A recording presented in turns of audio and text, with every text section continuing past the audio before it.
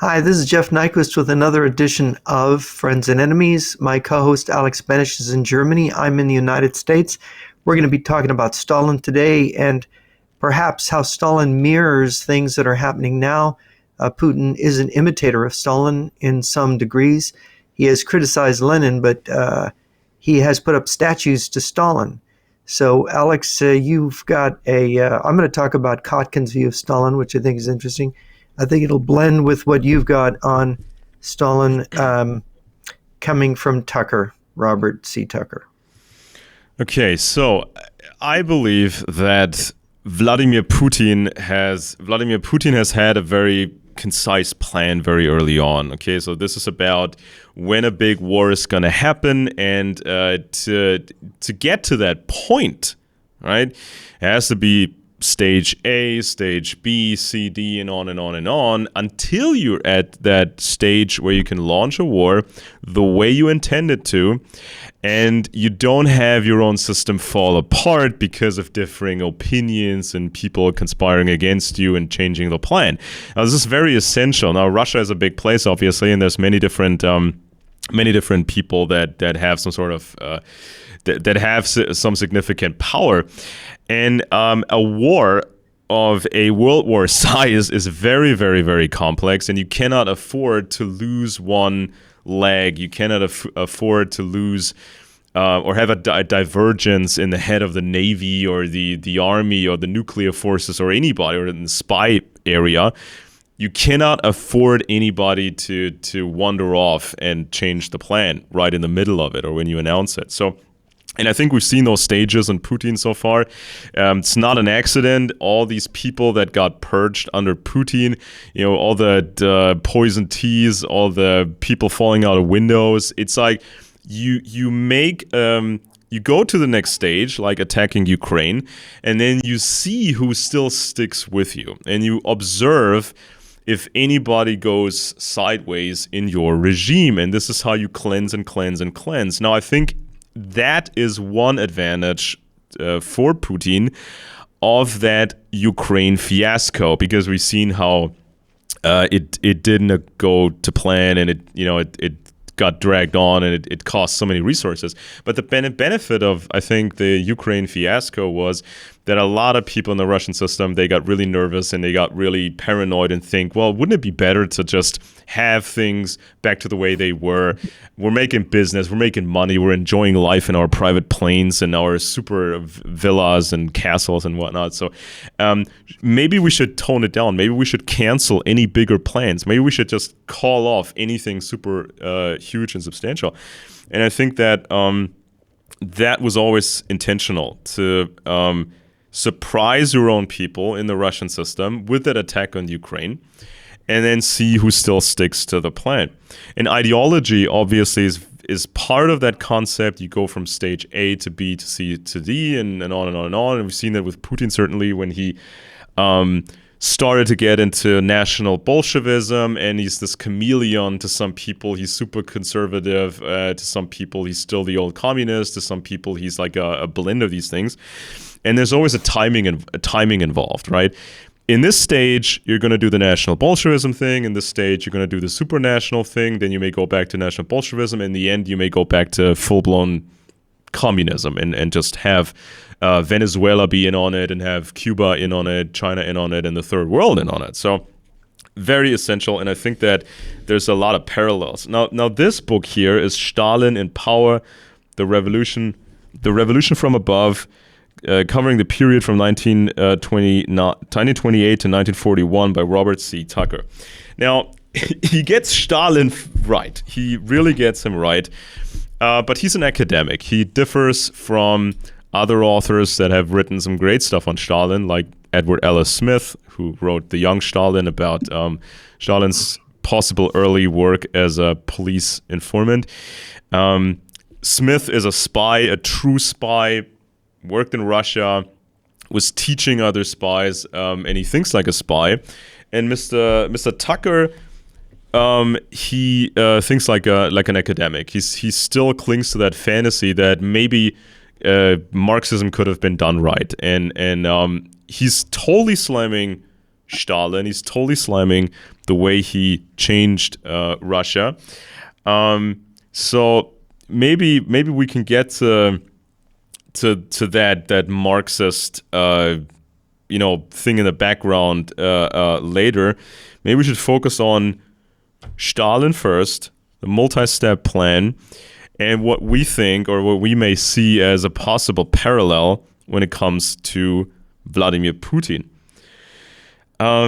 So he talks about national Bolshevism, kind of a Russianized version of communism, at that very early stage, when you have, in verbally, it's all full-blown communism, but they're still using some right-wing elements, or they're considering using right-wing elements in their empire and also the propaganda. And so, in terms of Stalin, let me just interject here a second. Kotkin, who's written a 3-volume work, I haven't seen volume 3 yet. I just checked on the internet. I think it's just come out. Kotkin has written, I've read the first 2 volumes of his biography, and the first one really grabbed my attention because he pointed out that of all the Bolshevik leaders, of all the communist leaders, none of them could have made the Soviet Union work. None of them could have actually made it function. None of them could have brought communism to the point as a system. And of course, it wasn't communist. They were building socialism. So there's never been a communist country in the sense that they have a functioning communist system. The revolution is a process of decades of reforming mankind into Soviet man and gradually making this kind of consciousness through, and of course Stalin's method was to murder a lot of people, anybody who got in the way of this project, and it was there was gigantism in it and so on. But what Kotkin pointed out is the only reason the country was able to go ahead with this, every single Bolshevik leader would have collapsed the Soviet Union, but Stalin didn't, because Stalin knew how to incorporate old Tsarist ideas, what you would call conservative ideas, into the Bolshevik idea. It was famously pointed out by one of the children of one of Stalin's associates that Stalin used to say, the Russian people are a Tsarist people. A lot of Bolsheviks would be angry to hear this out of Stalin's mouth, but he would create the Soviet family when Marx and Engels on the family was to destroy the family, destroy fatherhood, make the women dependent on, make the women independent. If you read Marx and the Family, it's the mother raising the children, the fathers being feral and running around, like we see in the welfare state in the U.S. and in the Russian Federation. In fact, that's the way the welfare state is evolved everywhere. And of course, but Stalin saw you couldn't have a crash birth rate, you couldn't have abortion. Stalin kind of phased out abortion. By 1934, they had laws against it. They allowed it in certain circumstances, but it wasn't a mass birth control method that they began to use it for after Stalin's death, and Khrushchev denounced him. So Stalin had these elements. He was trained as a seminarian. He was going to be a priest. His mother wanted him to be a priest in the Orthodox Church, the Russian Orthodox Church. So, but he didn't. He got caught with forbidden books. He got banned. He got kicked out of the seminary. He basically gravitated to revolutionary and criminal activities. But he always retained that conservative education, the structures of orthodoxy, the structures of the Tsarist state that were stable.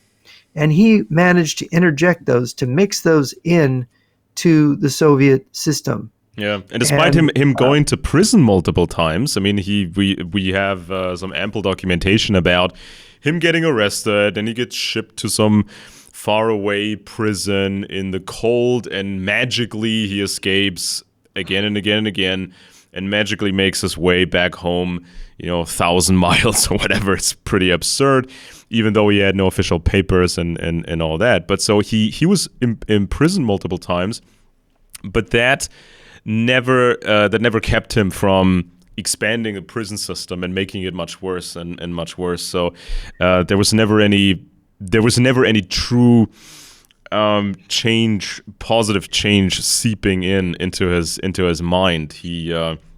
He was very clear about that, and also He was a person who read a lot of books. By the way, he had a oh huge yeah, library, oh yeah, and he was constantly reading. And this is the one difference between him and Vladimir Putin. Vladimir Putin seems to be following from a blueprint of Stalin in preparing this world war that Putin is preparing together with Xi Jinping.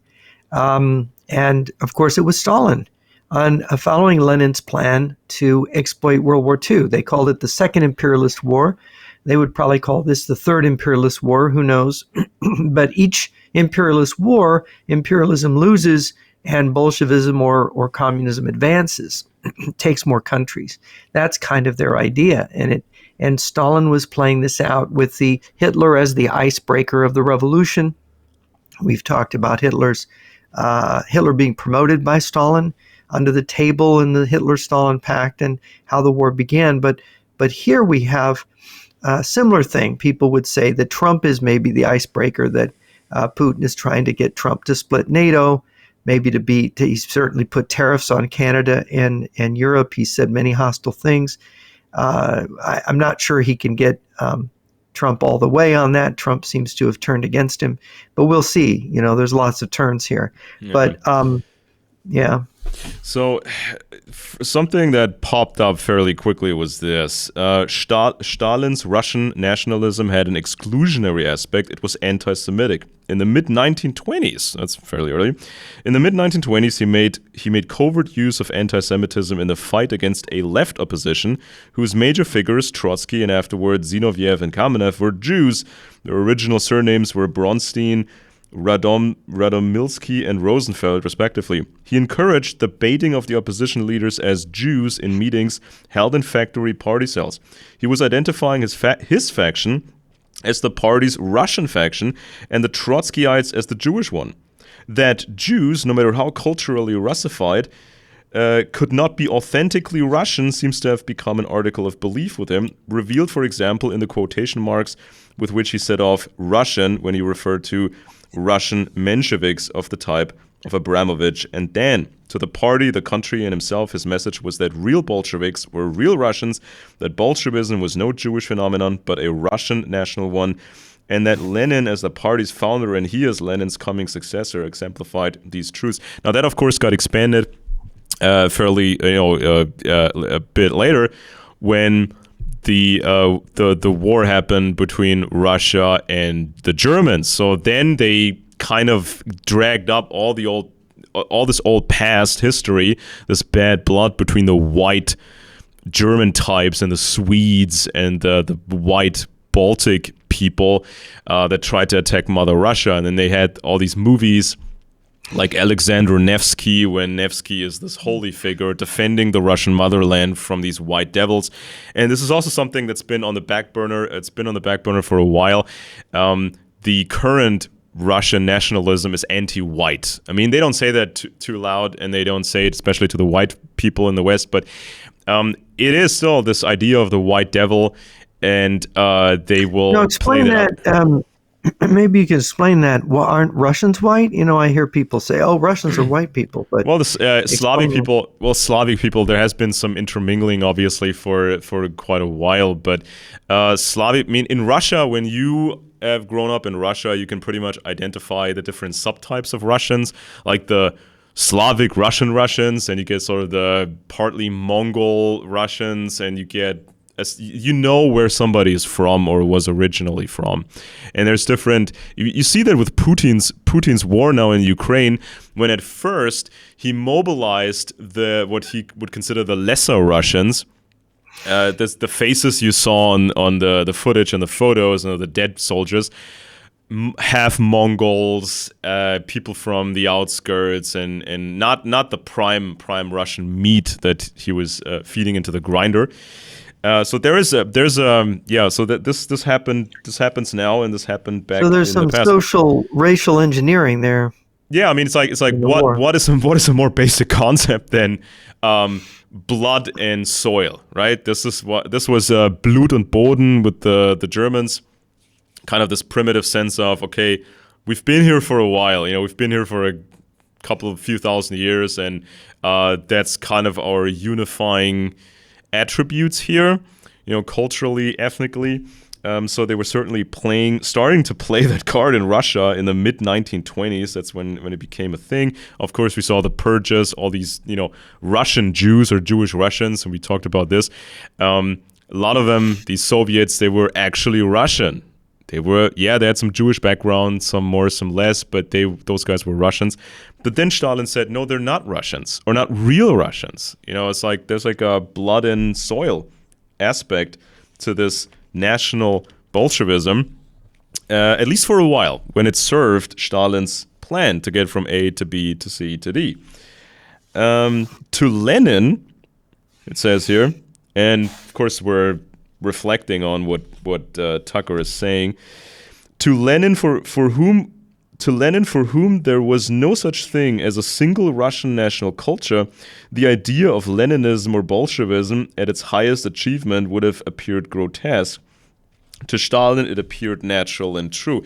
Now, I think this was more a difference in timelines and just a difference in strategy, because they weren't quite sure at the time, should we go now for launching more revolutions internationally? Should we have these revolutions now? Or should we postpone that because there's this big war that we have planned? So it's like more like a timing issue. I don't know if Tucker understands it, because he's like more the academic type. He doesn't understand about war, not enough about espionage for sure, because that's like the ideology always has to serve the plan, not the other way, not so much the other way around.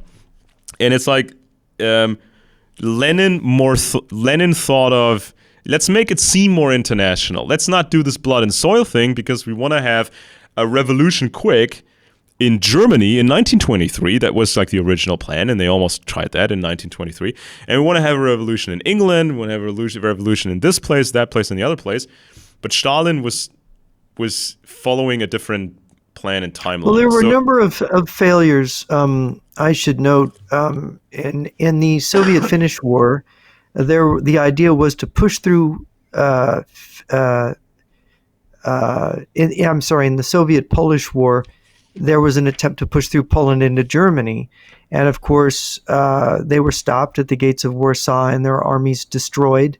The Red Army was destroyed. They made peace with Poland at the time, so that Poland basically, maintained its independence. Poland had been under the Russian Empire. Warsaw had been under the Russian Empire ever since the time of Napoleon. When they got it back, they had been partitioned before the French Revolution between Austria, Russia, and Prussia. But it ultimately got its independence then, and that was a big blow. And then the communist regime in Hungary, Bela Kun's communist regime collapsed in Hungary.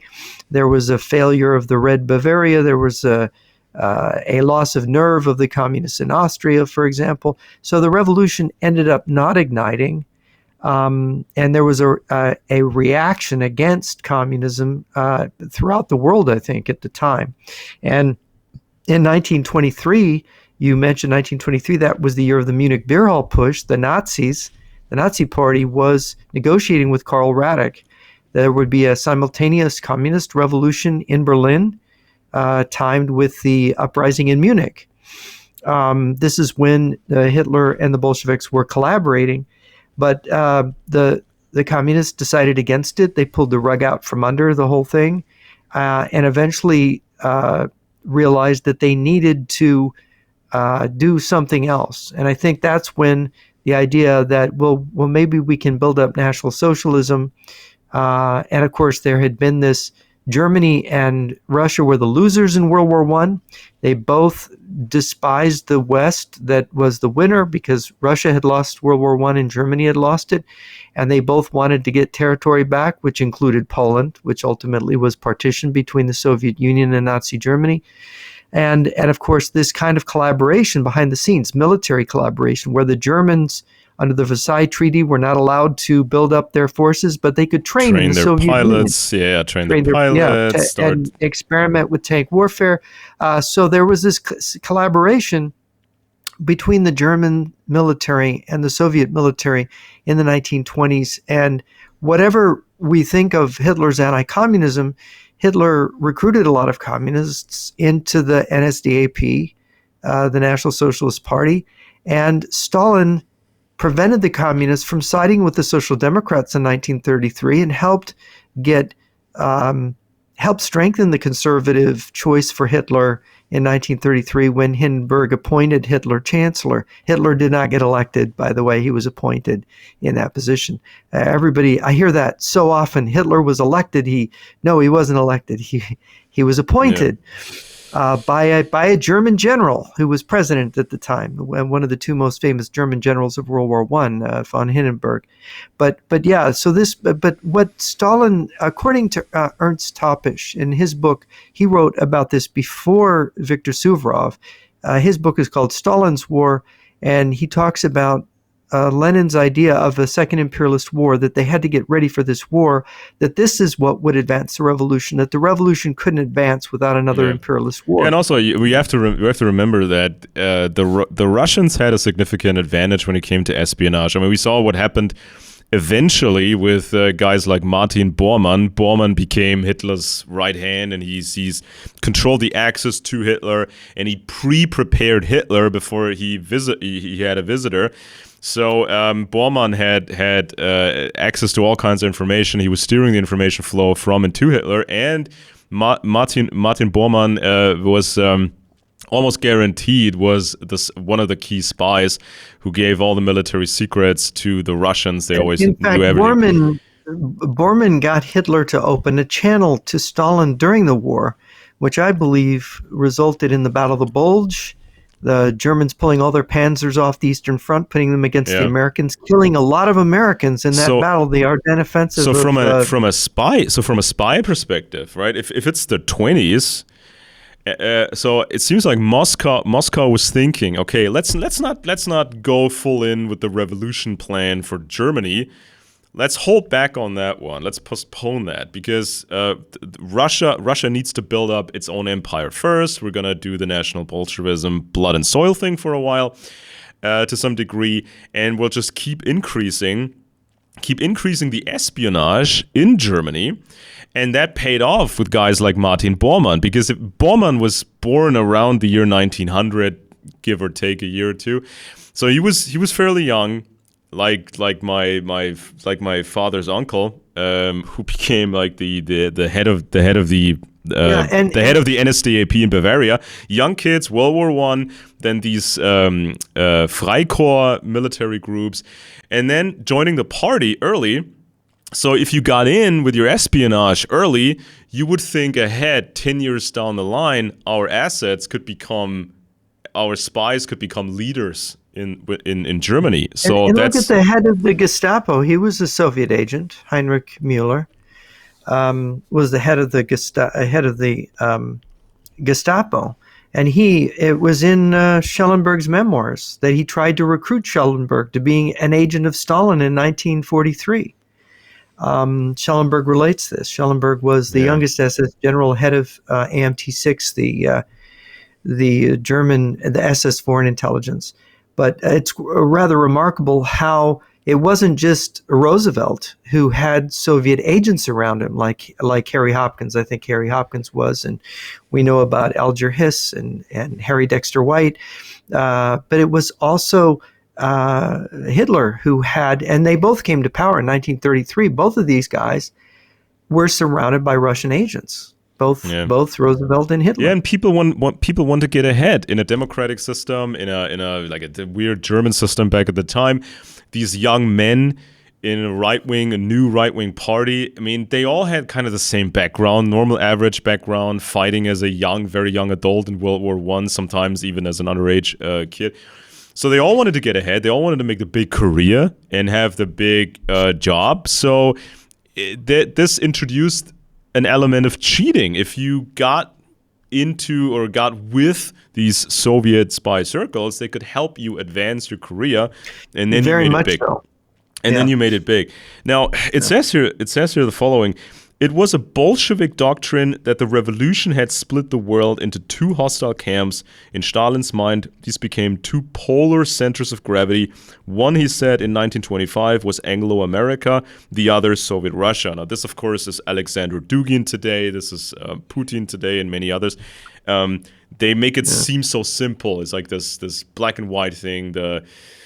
These two blocks. Atlanticism. When they refer to Atlanticism, they're looking at geopolitics, which claims there's a naval power, which is the Anglo-Saxon powers. They control the seas and the islands and the outer continents. But the main continent, Eurasia, the biggest landmass, is controlled by Russia, by the Bolsheviks. And of course, this is how Dugin has integrated this same thing. And the Germans had the same idea. But you notice that Germany kind of lies outside of this, that you have London and Washington and you have Moscow, but there's Germany in this ambiguous position. This is where you can make trouble. You can have the icebreaker, the revolution. Hitler can come up. And notice how Hitler doesn't end up going to war immediately with Russia, but he's allied with Soviet Russia against the West. Yeah, and nowadays, I think we have this tremendous problem, especially in the right-wing conservative circles. They've been taught all this nonsense mixed with traditional conspiracy mythology to hate the Anglo-American sphere, see it as the great Satan, the great devil. But it's more it as linked to the Jews. So they see it as linked to the Jews. But if this construct, if this actually very complex, if this Anglo-American construct, if this is the great Satan, who are your friends? I mean, you've been told who the enemy is, largely, very nebulously. But so who are your friends? So this is when it becomes really confusing to people, especially on the internet nowadays, because and today's right is flirting with this revisionism where Hitler isn't such a bad guy, and maybe we should have sided with Germany in World War II instead of in Russia it's easy. I mean, for in Russia it's easy. Somebody says, I'm totally with the program and totally with Putin, totally with Russia. End of story. But in the West, you have to do this weird song and dance. I'm for the West, but right now it's occupied. Right now it's, we're under occupation by the windmills of Zion, and we can't really say who works for the windmills of Zion because everybody's connected in the Anglo-American sphere. But we'll just go by ear. We'll just make it up as we go along and say, okay, this is a friend, this is an enemy, and this could change every day. So this makes it incredibly confusing for us. And confusion among us is good for the Russians, obviously. Now then there's this. A voracious reader, Stalin once told a visitor who noted a pile of books on his office table that his daily norm was 500 pages. In 1925, he directed his assistant, Ivan Tovshtuka, to organize his personal library and jotted down on a piece of paper, which has been preserved, the classification to be used: Russian history, history of other countries, military affairs, Lenin and Leninism, and diplomacy were among the more than 30 subjects listed. After Stalin's death, the books in the personal library bearing markings, underlinings, and marginalia by him were placed in the Central Party archive in Moscow. From Soviet scholars familiar with these materials, we learn that subjects in which Stalin showed keen interest included Russian history, the history of warfare, and past rulers' techniques of absolute rule. Examples from the latter group would be R. Whipper's Pro-Ivan, Ivan Grozny, Ukaz-Min's Sovereign's Destiny, a collection of Russian rulers' lore, and as Lozinski's History of the Ancient World, in which Stalin underlined a passage on the Roman prescriptions, public lists of condemned persons whom citizens were authorized and obliged to kill on sight. Then there's books like The State, Bureaucracy, and Absolutism in Russian History. Stalin became acquainted, if he had not been before, with Klyuchevsky's interpretation of Tsarist absolutism as a system in which the nobility was bound in compulsory service to a supraclass state ruled by a Tsar autocrat through a bureaucracy. Now, this, of course, is Putin's Russia today, and so yeah, I mean, one idea obviously for Stalin was, okay, what can I lift? What can I lift from history? What can I apply? What can I steal? Even though it's very old, practical, very practical. even though it's old, and this is, I mean, how come Tucker doesn't see this?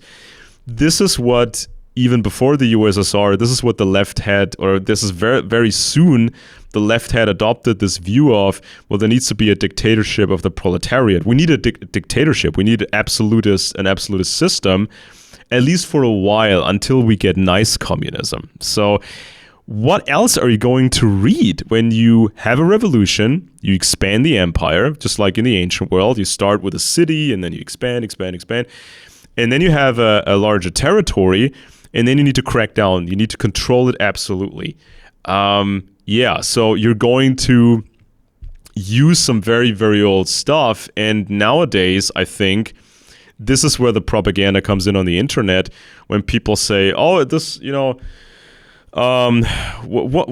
was nothing bad about old systems. There was no problem, no real problems about old systems. There were many problems because people thought there was no alternative. If you have an empire like this, and if you try anything different, you're going to fail. You're going to be taken over by other empires who follow the classic rule book. You got the bureaucracy, you got the personality cult with Putin, you got the sort of Russian fake nobility, and it's like, well, they were the Red Samurai, is how they saw themselves. And I should note, Bukharin and Rykov were the right-wing Bolsheviks. Bukharin was a guy who believed in liberal economics. So when the NEP, what we forget is that Lenin liberalized, after the Civil War, the Soviet Union. He let people own their own property. He let businesses, the net men, the new economic policy men, let them flourish. And that got the Soviet Union recognized. They did Operation Trust. They convinced everybody that even Lenin had admitted they couldn't make Bolshevism work. So the Soviet Union was going to become a normal country. So everyone believed. And so Great Britain and France and all the major countries in Europe, except for the United States until October 1933 under FDR, they all recognized the Soviet Union, and they started trading with the Soviet Union, which helped the country build up. But the thing is that Karl Radek, just like Stalin eliminated his Jewish left-of-center Bolshevik compatriots like Trotsky and Kamenev and Zinoviev, he ultimately then turned to the left. After NEP was done, around 1929, NEP is done. Bukharin said, "What are you doing? You're going to destroy the economy." And he said, "Well, what, Bukharin, aren't you a Marxist? Don't you believe in communism?" And so he ended up jailing and executing Bukharin, in turn. He then turned to the left, and he did collectivization of agriculture, and he tightened up the system. And of course, in the 1930s, he had these purges. He had the Ukraine famine, a massive purging of Ukraine. And then he had the purging of the officer corps in 1938, where many Ukrainian officers in the Soviet army were killed, but he killed hundreds of generals and thousands of colonels and majors. And people thought that he was basically wiping out the cream of the Soviet army. He got rid of Marshal Tukhachevsky, who was considered the great military mind of the Soviet Union and of the Civil War. He really wasn't. He was overblown, according to Viktor Suvorov. And of course, but he was preparing the country for war by these purges, by this tightening of the system, because the system was becoming a military barrack state. So much so that Hitler, when he went to Finland in 1942 and at Mannerheim's birthday, said they have built, we have captured 35,000 something Soviet tanks. We've captured their factories. The people live like insects in these factories. These workers are slaves, and they're producing enormous quantities of military hardware. And, Hitler was saying, I wouldn't if I'd known they had this. Yeah. He couldn't believe the ant heap that Stalin had made, but it was all focused for war. It was all focused on military, as we're seeing Russia today shifting over. Every factory's made so it can change over, just like in China, to military production. And they're cranking this production up, even while Europe is looking around going, oh no, how can we produce weapons? We don't have any military industrial base anymore. What do we do? He was going to catch Europe. I mean, Hitler invaded the Soviet Union with 3,500 tanks or thereabouts. Meanwhile, Stalin at that time had 24, 25, 26,000 tanks, ultimately within a year, over 36,000, maybe 40,000 tanks by that time. I mean, there's no comparison. Without the fact that Russia was badly managed and their logistical system of their military was poor and their training and their everything else was poor, they got better as the war went on, but they were always lavishly equipped.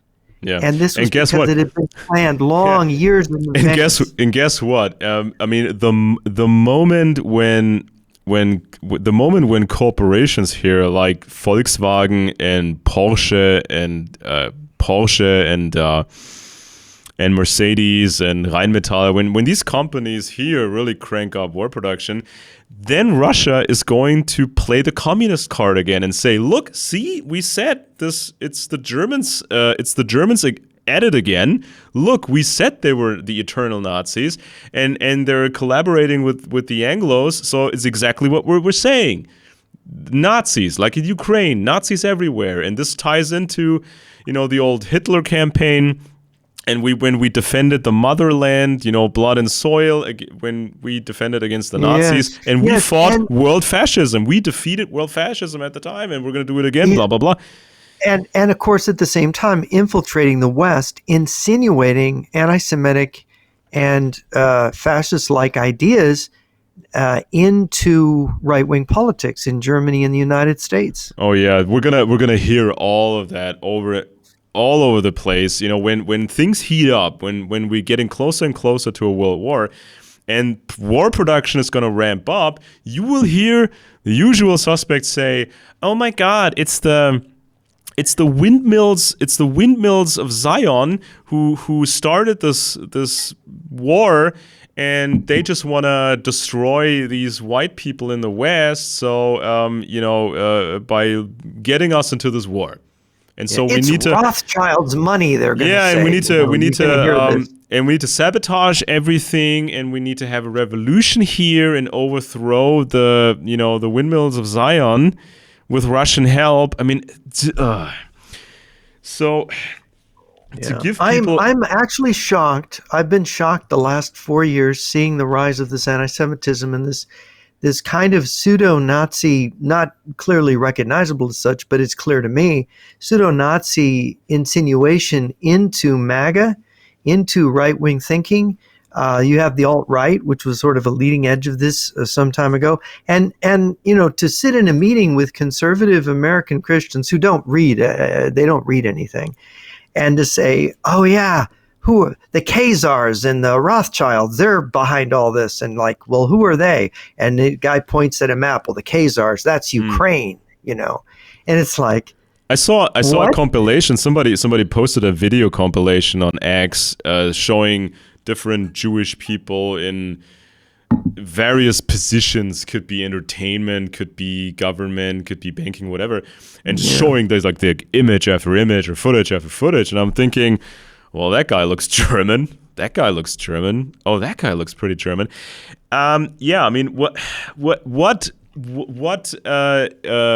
supposed genetics are we talking about? What conspiratorial super genetics are we supposed to believe in here when you're presenting us with people who look, sometimes you can tell they look more Middle Eastern, and sometimes you see a little Middle Eastern in a person, but looks mostly German. And some of these guys that they show, especially business types and in the Anglosphere, they look 100% German. I'm serious. If you saw this person on the street, you would say that's the most German-looking guy, the most basic German-looking guy ever. So what are we talking about here? And somebody said on X, some semi-celebrity person, whatever, said the following: well, if the Jews had gotten to know the Germans better, maybe the Holocaust wouldn't have happened. No, it was the other way around. Mingling was considered the biggest threat by the NSDAP because that's, to them, was the eternal Jew going undercover. And if you lose track of them, you can't find them no more. So you have to identify them now, come up with all these lists, have these punch card computers by Hollerith or /IBM, find them all, list them all, kill them all, before they mingle too much, and you can't find them no more. So it's like people make historical arguments that make absolutely no sense. I mean, Stalin was a voracious reader, and there's so many people nowadays who want to shape our future, and they're not voracious readers. Right. They do not know what they're talking about. And and by the way, the absurdity of saying that Ukraine is a Nazi country and it has a Jewish president. So at the same time, they're saying it's Rothschild's money and Zelensky's a Jew, but the Ukraine is Nazi, right? So now you got the phenomenon of the Nazis who are opposed to Jews being put on the somehow mixed together because here is the contradiction in their narratives. They have two narratives that they're putting out that are both the opposite. Both of these narratives cannot be true, but yet they're pushing them out anyway. And these idiots, I've been on the radio and they don't even notice that what they're saying doesn't make sense, that they're contradicting themselves in saying it. Yeah, and Jewish Nazi, right? And even how is that? And even early socialism. I mean, we know the French early socialism was super anti-Semitic, but not all of them played that card at the time, because early socialists, they saw the opportunity. They saw downtrodden people all over Europe, also Jews, people who got treated horrendously. And this, to the left, was an opportunity. Maybe you can recruit some of these people and foster something in preparation of espionage or maybe a revolution. And this was a big issue, especially in Jewish communities, because Jews were treated so horrendously for such a long time. And so that was kind of a target for the early left, telling these people, hey, look, these white devils, these German-ish Anglo devils, they're treating you like garbage, and maybe it's time for a change. You want to work with us. So it's not as simple as people make it out to be on the internet. Talk about business. It says here, following Peter the Great's example, Stalin looked to the West for aid in Russia's industrialization. He knew that to build the 1,500 plants projected under the 5-year plan, which was being drawn up during 1928, would require huge outlays for foreign technology and machinery. The financing of foreign technological assistance on that scale necessitated a correspondingly great increase in Soviet exports, which consisted very largely of raw materials. The chief, it says here, Stalin reasoned that to export grain on something like old Russia's scale, the Soviet government must not only do everything possible to increase the amount produced, but also, and above all, get grain production and distribution under its control. The replacement of the free market by state-controlled agriculture was thus the prime purpose of Stalinist collectivization. So it's all about how can we control everything from planting the seeds to the final delivery. How can we squeeze all the money out of this? And that's why we have to destroy what they called the Russian bourgeoisie, meaning every peasant who had a few things, who had like a few animals and had a few tools, and destroy any sort of clan structure, larger family structures that could arise on the countryside, in the peasantry. So this is the paradoxical situation. You want to have this, use the blood and soil propaganda for some purposes, but in another area like grain production, you don't want that, blood and soil Russians or, real Russians or Slavic people thing, because then you would have, a clan structure forming, essentially. This is what the Germanics had for a long time. That's why that's how they were organized. The Germanics had all these clans and more clans and more clans, because this is what happens when families get bigger and they intermarry and sort of, and this is what Stalin wanted to avoid at all costs. And socialism was the perfect fit because you're a small cog in this huge construct, and the construct is above everything. It's above your family relations, is above your basic moral layout. It trumps everything. But the end goal was to be ready for war, to have the empire ready and then have the revolutions abroad and start all this. In 1927, the climacteric year of the NEP, over 99% of Soviet Russia's rural population remained uncollectivized. Although the old rural Russian culture persisted in the village Mir, the revolutionary period had eliminated not only the old landlords, but also the 600,000 or so well-to-do peasant proprietors whose farms of 100 to 150 acres had accounted for about a third of the marketed grain and whose pitilessly profiteering ways had earned for them the derogatory name of kulak, which means fist. So yeah, again, a bit of Marxism shining through in Mr. Tucker here. So yeah, this is what I was talking about. You know, you have some people that have some sort of a structure. You know, they have some space, they have the workers, and they have some sort of control and ownership. But socialism was supposed to take it all. You know, you were not supposed to have figures of authority in the peasantry, in the actual population. Because why would these peasants be happy about going into a huge war? Why would these peasants and all the existing structures, why would they agree to everything? Why would they sacrifice it all and sacrifice their children and everything for this big war plan, this big war idea? So this is when this idea comes in of just controlling everything and just eliminating enough people to scare everybody else off so you can go to step D and E and F and on until you can have this big war.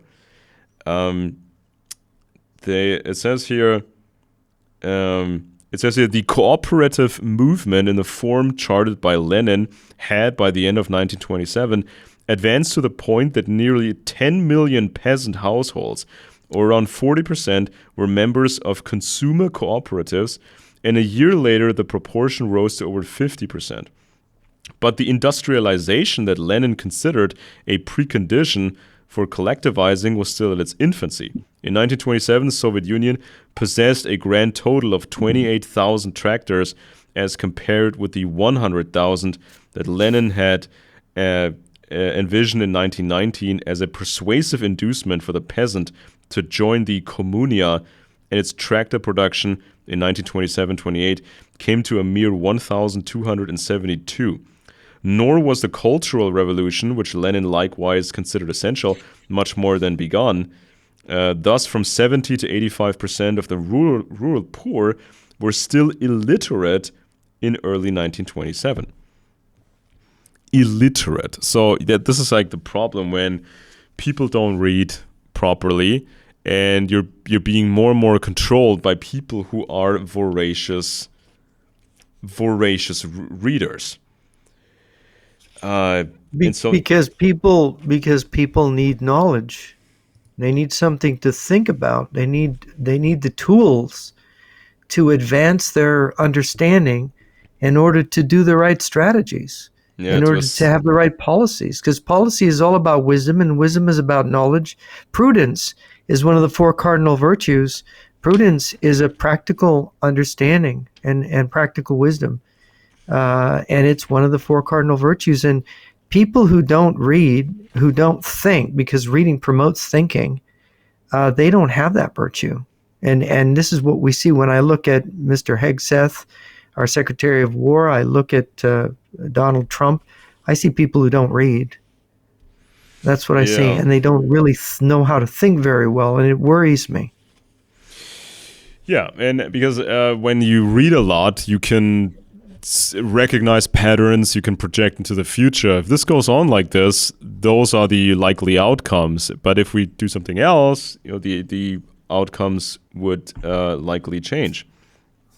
And So Stalin was consistently trying to project outcomes and to calculate where this is And that all was going his to go. job.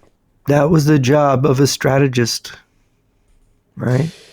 Exactly. And it says here, another document that proved useful, quote unquote, was How to Organize Competition, an essay written by Lenin in January of 1918 and withheld from publication. It finally appeared in Pravda on January 20th, 1929. So it was written in 1918, published in 1929, finally published under the title Lenin, Banner of the Millions. In one part of this previously unpublished article, Lenin launched into a tirade against the rich and their hangers-on, and the crooks, the idlers, and the hooligans, and those described as these dregs of humanity, these hopelessly decayed and atrophied limbs, this contagion, this plague, this ulcer that socialism has inherited from capitalism. Almost sounds a bit like Hitler when he says, we need to Right. burn out these enemies and annihilate and cut them off and all this language. Right. And you notice this is published in 1929 when NEP is ending, when the experiment in Soviet capitalism is being brought to an end. They want to crush the kulaks. They want to crush everyone who got prosperous. They want to loot them all. They let them get prosperous. They made them believe they had a right to their property. Now they're going to dispossess them. So they launched this article that Lenin wrote in 1918, this tirade, as you call it. It goes on like this: no mercy to these enemies of the people, the enemies of socialism, the enemies of the toilers, war to the bitter end on the rich and their hangers-on, the bourgeois intellectuals, war on the rogues, the idlers, and the hooligans. As for the way to wage the war and to cleanse the land of Russia of all sorts of harmful insects, of the flea crooks and bedbug rich, and so on and so forth, Lenin had some ideas and this is what they're doing, re-Sovietizing in Russia. This war gives them the moral and legal tools to renationalize the factories, to dispossess the small emergent middle class in Russia that has emerged in this period of free economic activity after 1991. Oh, and note, by the way, that Russians nowadays, these Russian citizens, they do not even have access anymore to critical history, source material. They're not allowed to be literate or educated. And so it disarms the people. It's a disarmament. And so one of the ideas that Lenin had was this: one out of every 10 idlers will be shot on the spot. After appearing in Pravda and other Soviet papers, this short essay was put out as a pamphlet with a circulation of 3.5 million copies. Yeah, and that's when it really got. And that's when the first Soviet experiment in collectivized agriculture was organized in Siberia. Siberia was actually the first test case. Like they don't have that much agriculture there, so if it failed, it wasn't going to be that bad. But that's where they tested it first. That's where they flight tested collectivization. And again, a paradox, right? They say, oh, now you're all liberated, dear citizens. You're free now of this horrible capitalism. But now we have to squeeze you for more profit for the state. We have to cut costs everywhere. We have to increase production, give you less food. And we're going to squeeze you as hard as we can, like the worst sort of peasants. But it's socialism, and you're free. It's for the collective. It's better than anything that's ever been done before in humanity. So it's like this psychological torture where which was adapted for the novel 1984 obviously, when the system says one thing and it means something completely different, and fairly quickly you understand how this all works, and it's total obedience. It's just there's no other way but total obedience. If they flip the script, you go along, you pretend it's always been this way, because tomorrow the script could flip again. And this is something that people can expect when they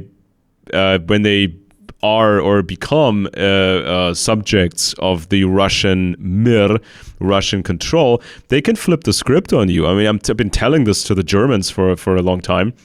They may play the right-wing card for a while and nationalism and blood and soil, but once they control you, they can bring in they can bring in forced migration from China, from Kazakhstan, Slavic people. They can bring them here, and then they can take your businesses. They can basically deprive you of your freedom of speech. And they will forcibly move a specific number of Germans to someplace else. And then there's this fragmented original German population, which is easier to control.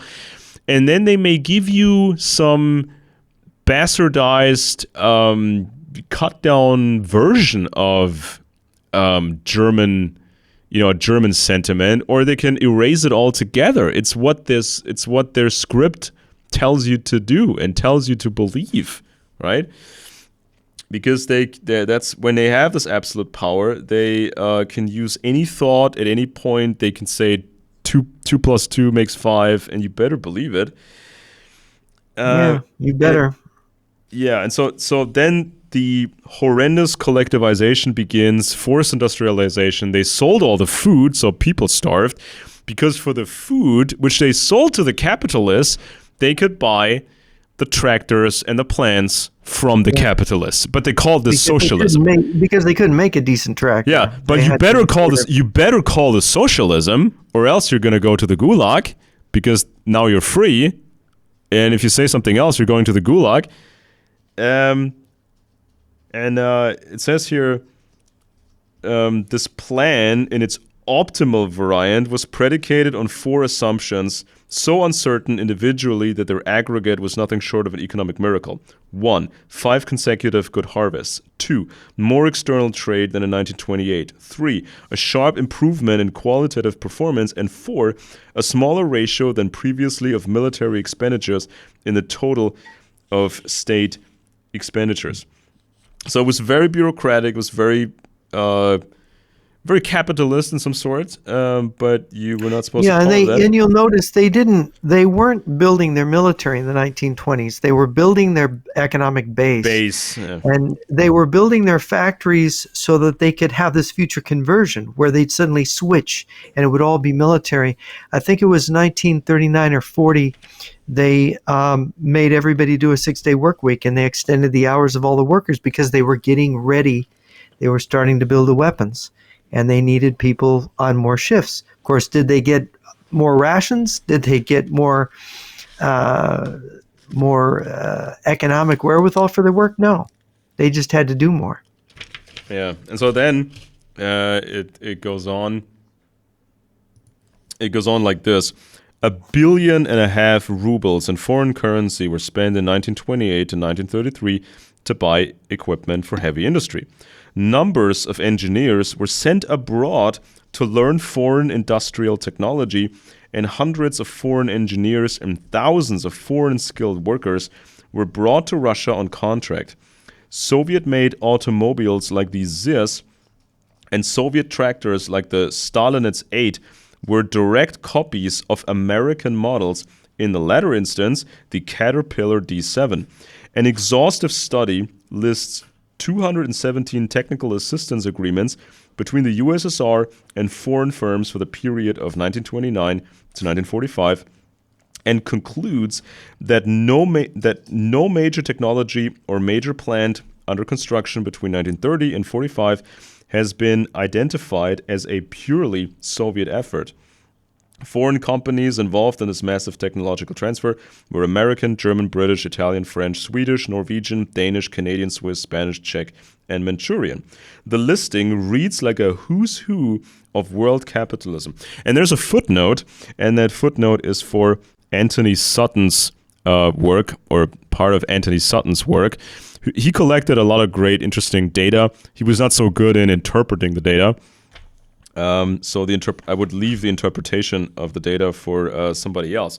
Yeah, so a who's who of world capitalism was necessary to build the industrial base of the Soviet Union.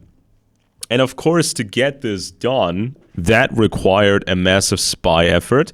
That required a massive subversion effort in the West to have this drumbeat that said, it's okay, it's an experiment they're doing over there. It's a great experiment. And, just see how it plays out, because they're doing a new thing. It's never been done before. Let's just sit back and watch the experiment. And maybe we can profit of that great experiment they're doing over there.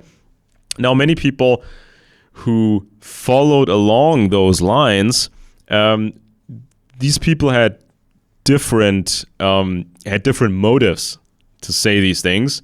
I mean, one was really just profit. If you could sell to these people over there, you could make some serious money out of this. But some people actually believed it because they were unable to predict the threat, predict the outcomes.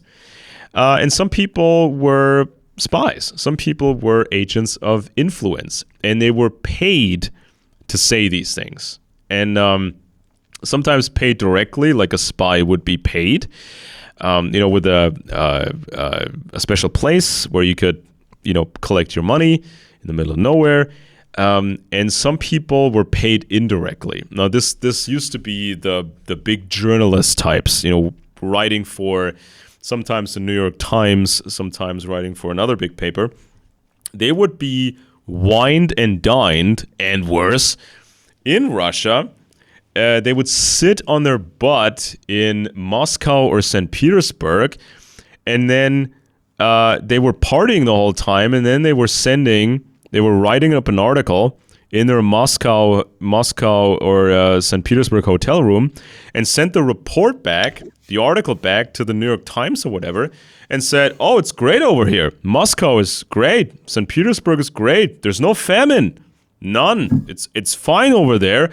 Keep doing the same thing. Keep feeding the Soviet system. Sell them more technology. It's all gonna be great."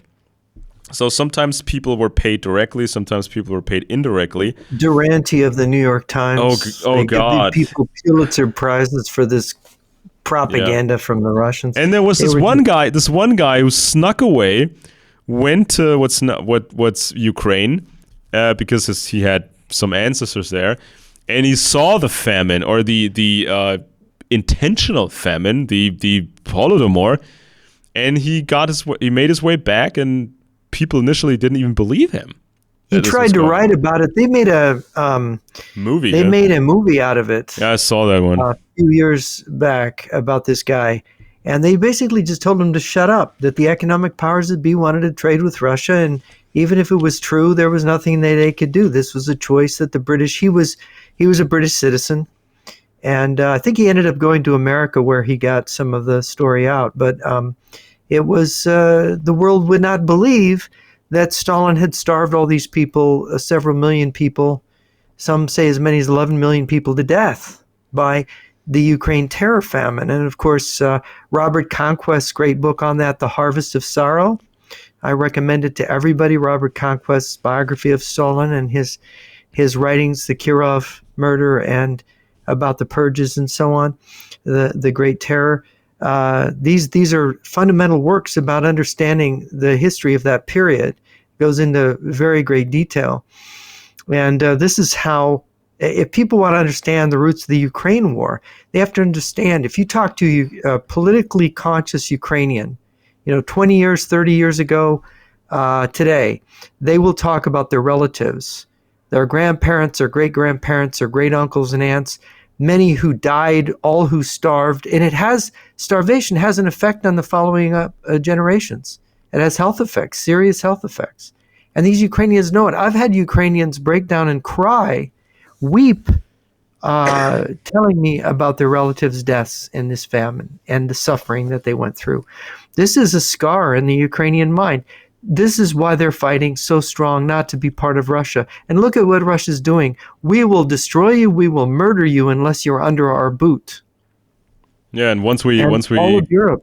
Yeah, and once we control you Ukrainians, who you're not even really Ukrainians, you're Russians. Once we control you, we're gonna train your kids to go to war against the rest of Europe. We're gonna brainwash you, use you as a workforce, and of course we need the specialized workers who make all this high technology necessary for warfare. The Ukrainians made most of the high technology stuff came out of Ukrainians in the Soviet Union. So again, we're faced with another paradox here: the Cultural Revolution of 1928-31.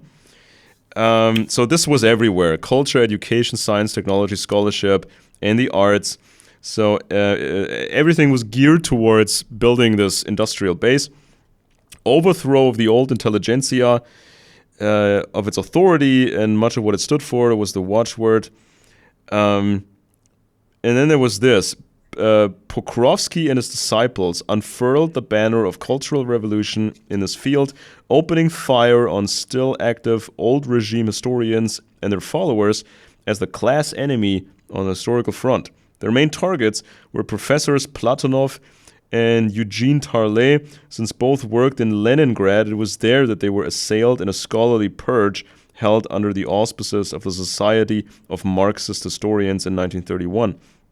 Platonov was pilloried for seeking, in his book Peter the Great, to glorify the idea of monarchy in the picture of the great Tsar as a vozhd, meaning leader of the people, and for another in a series of short biographies in the 1920s, Ivan Grozny.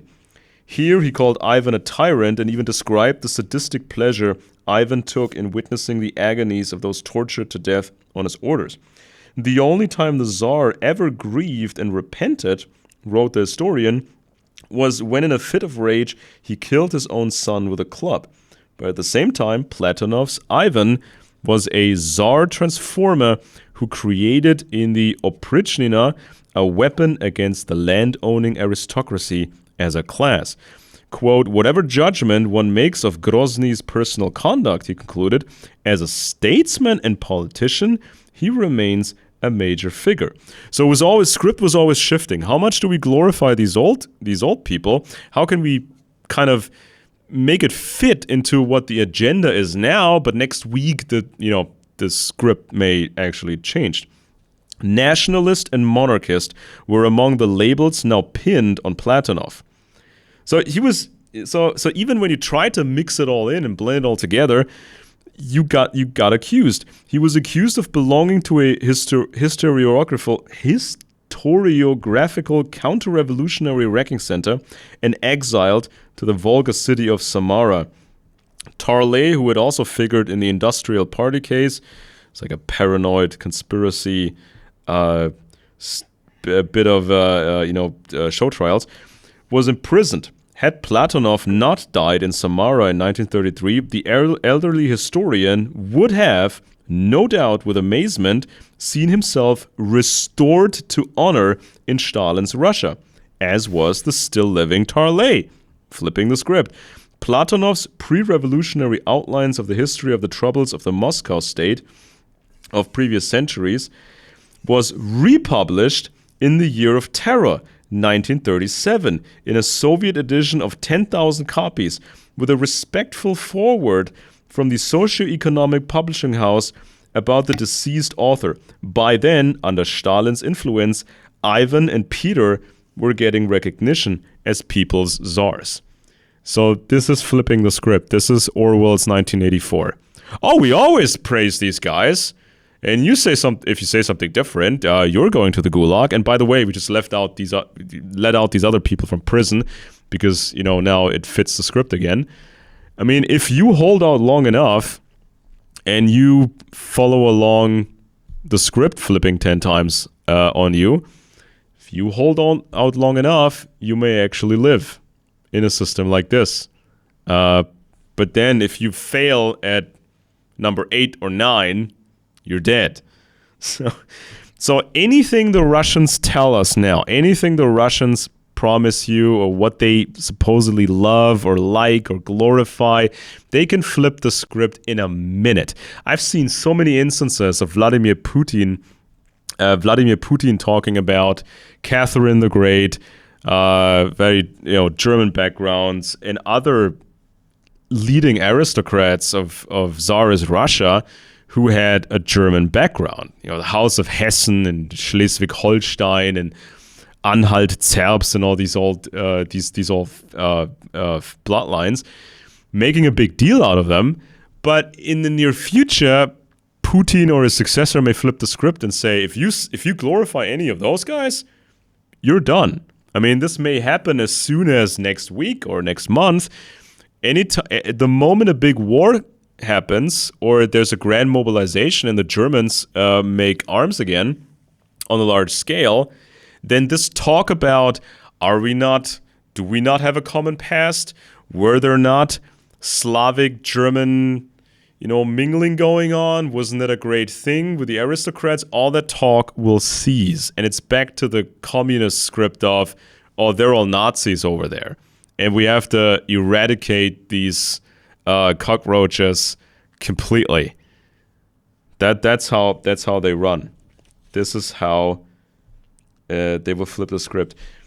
The basic ideas of the cultural leftists went against the grain of this national Bolshevism of that time. At the very time when Platonov was being condemned by the Society of Marxist Historians for his favorable view of Tsar Peter, Stalin was cultivating a positive image of Peter in the artistic work of Alexei Tolstoy. At the very time when the legal theorists were discussing the withering away of the state, his thought ran in the opposite direction. Wow. So you better paid attention. I mean, you told that story again when somebody had to come up with an answer. I forgot what it was. Somebody had to come up with an answer, and his mind was racing. Okay, I have to guess what Stalin wants to hear, and if I guess wrong, I'm dead. You had to pay a lot of attention. You had to always peruse what the current script was, and if you're a bit late to the current change, that was dangerous. I mean, you had to be on time, on the spot, and it's like, I mean, in this day and age of the internet, you have influencers, agents of influence in the West, constantly, daily, reading what the Russians are saying now. What's today's position on Trump? What's today's position on Europe? What's today's position on this? Is it flipping already? No, it's not flipping yet. Okay, so they check every single day. Because, I mean, your handler won't be happy if you skip a beat, I guess. So there's no money in the bag that you pick up the next time. Yes, indeed. It's an empty bag, and an empty bag is a bad sign. At some day you may get that empty bag over your head, and you wake up in a strange place.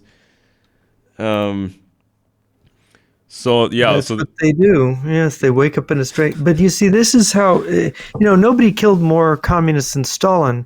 Why? Because the communist system is ultimately all of the philosophy behind Marxism. It's a chaos. It's a philosophy of destruction. It's destructionism. It is destruction was in Marx's soul, to destroy the family, to destroy the state, to destroy all the things that of civilization that sustain us, to destroy religion, to destroy the church. All those things, God, country, family. That's what Marxism was. And of course, what happens when you destroy a society like that? It doesn't function. So Stalin comes along, he's the revolutionary, but he says, well, let's extend the destruction by not absolutely destroying the state, by not absolutely destroying religion, because Stalin brought the church back during World War II. Let's not destroy the family. Let's make a Soviet family. Let's make a Soviet state, and then we'll say we're building socialism. So what he did is he took something that was fundamentally evil and totally destructive, and he made it able to exist, to carry on a greater destruction. You see how that works? And I mean, just the numbers of this, the armed forces whose strength stood at below 600,000 in 1927, numbered almost 1.5 million men a decade later. About 500 naval vessels had been built in the previous decade, 4 times the number built by Tsarist Russia in the 10 years preceding World War I. Now, if you don't have, as a Western power at the time, as a Western power, if you don't have a great espionage ring in Moscow or St. Petersburg, if you don't have sources close to the center, if you don't have great sources in the Soviet, among the Soviet generals and the intelligence and politicians, even if you don't have a great spy ring, you can gain so much insight by all this peripheral data. I mean, you could calculate, okay, we sold them how many factories again? We built what again? And the French sold them this, that, and the other, and the Germans sold them this, that, and the other. What's the capacity of that plant that we built over there? Ford Motor Company. Again, Ford was flipping the script, right? Henry Ford was or pretended to be the biggest anti-Semite of his time, publishing en masse fake protocols of Zion. The Nazis loved him, and Ford wanted to strangle communism, and then he built factories. He sold factories to Soviet Russia. Again, flipping the script, you could estimate what the production capability. Ford gave trucks and factories to Nazi Germany. Yeah. So the Wehrmacht, when it invaded Poland, they had Ford trucks. Yeah, and so in the Panzer Division. It's this, and then we talked about this previously about this this strange aristocratic network in Britain, which was very much hidden, partially uncovered by Carol Quigley, and this group influenced British politics towards appeasement, and they sidelined the French. Which ultimately enabled Hitler to invade Poland. And we still don't know how much this British structure, this aristocratic structure, was infiltrated by communist espionage. So it's like there's so many moving parts to this, but sometimes you have data, you know what factories were sold, you know what the capabilities or the output of that factory was. You could sort of estimate how much the Soviets could produce, and it's the biggest. One of the biggest failure in recorded history when Hitler gave the order, invade Russia. We don't know exactly what they have, how many soldiers they have in reserve. We don't know how many armored vehicles the Russians have, but we'll just go in anyway. We'll just mobilize 3 million men or something and go in, and it's all going to work out. But we're going in blind, more or less. We don't know their capabilities, even though we could have estimated it based on public information. And we also do not have a significant spy network inside the Soviet Union. But we're going in blind. It's all going to work out because Hitler's occult mumbo jumbo says so. The book you referenced. Hitler plagiarizing Ibsen and that whole that whole craziness. So and nobody could play dumb. The information was there. As the Soviet state swelled up, the mass of the people grew lean. They did so in the sense of being hungry much of the time, living on rations, going without desperately needed housing, being overworked, struggling for items of simple necessity, and enduring all manner of hardship on the far-flung sides of industrializations. Living standards, which were supposed to rise during the 5-year period, in fact declined. Official statistics glossed this over by recording a growth of 85% in the incomes of workers and peasants between 1928 and 1932. Now, in decades later, they finally had an internal system of counting how much calories the Russians were getting, Soviets were getting per day. So that they knew how to calculate. They knew how to count, obviously. And so the Marxist and Leninist view was that in socialist society, people would be differentially remunerated according to the quantity of work performed, but not according to quality or the degree of qualification. Under the NEP, wage differentials according to skill and high rates of pay for the special engineering skills of bourgeois specialists were accepted practices. But they were regarded as necessities of NEP's society's transition to socialism, not as features of it. Now, by Stalin's fiat, differentials according to quality of work and qualification were sanctified as socialist. Very important. Now, we briefly mentioned Marx in the beginning.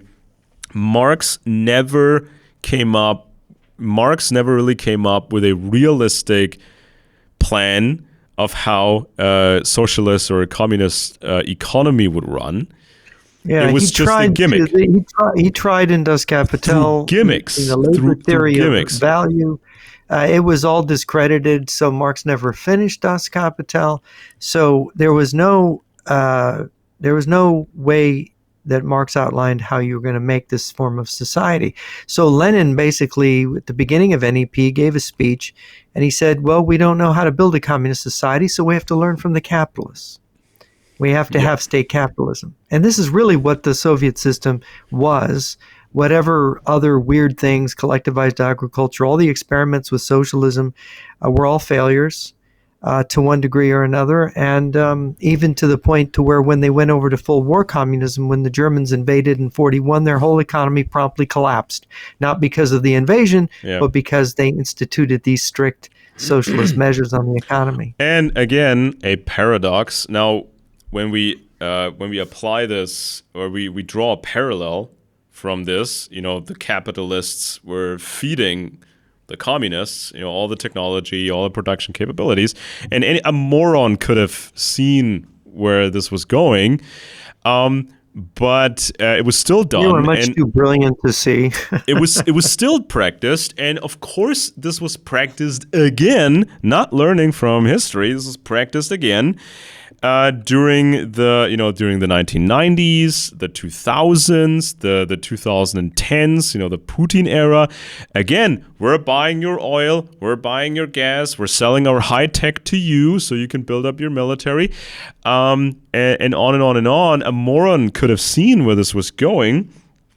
It was the same thing that Stalin did. Stalin did under Lenin's guidance in the 20s and 30s. Stalin spent 2 decades building up for World War II, and this is what Putin has done, spent more than 2 decades. And Putin and his intelligence apparatus, Putin has been playing the right wing, the right wing in the West, especially the Germans, telling the Germans, oh, it's okay, we sell you oil and gas, we make you dependent on it, so if we cut you off, you're done. You sell us the high technology, and in exchange, we also help along your radical right-wing agenda. So maybe you're going to have your own empire again. Isn't that the allure here, right? But how are these extreme right-wingers? How are the extreme right-wingers here? How are they calculating this, projecting this into the future? If we get more and more dependent on Russian oil and gas, if the tensions become too big, I mean, what are these extreme right-wingers thinking? They're going to take over Volkswagen and Rheinmetall and these corporations. First of all, this doesn't happen overnight. They can take their stuff and their intellectual property and their specialist machinery and their experts and just flee to America. So all this capacity is then gone fairly quickly, and also all these machine companies, Rheinmetall, Volkswagen, Porsche, Mercedes, Krauss Maffei Wegmann, all these companies that can make tanks and they can make rockets, they can make all kinds of things and guns, missiles, all these companies, they rely on American patents, they rely on American code, they rely on parts and tools and specialize this and that and the other from Britain and America and blah, blah, blah. When this is cut off, the capacity is not there anymore. It doesn't work anymore. I mean, can these people think? China. can these people think for themselves? Can they not calculate that we're left with a fragmented, rudimentary system that then gets taken over by the Russians, and then they can fill the gaps with the Chinese, and then they own our machinery, and they can make weapons to then attack America?